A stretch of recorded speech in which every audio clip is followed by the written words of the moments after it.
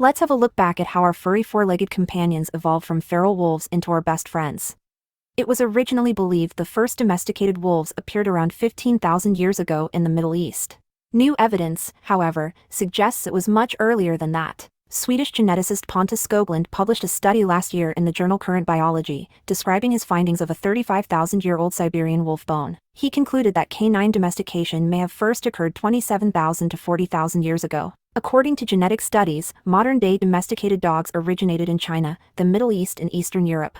According to Gregor Larson, an archaeologist and geneticist, gray wolves were domesticated by humans somewhere in Western Eurasia. He surmises people in the East were also domesticating wolves at the same time. Scientists believe wolves were first attracted to human camps to scavenge for leftover food. Over time, some wolves started traveling with the nomadic humans and a sort of natural selection for domestication occurred.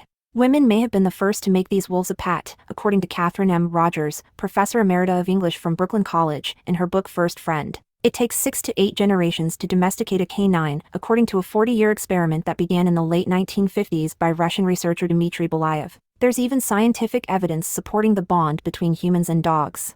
When people look into each other's eyes, we bond emotionally and release a hormone called oxytocin. A study led by Nagasawa found that when dogs and people gaze into each other's eyes, the same hormone is released in both the humans and the dogs. Dog breeds vary in popularity. In the 1890s, St. Bernards were the #1 breed, but since the 1990s, Labrador Retrievers have been the favorite.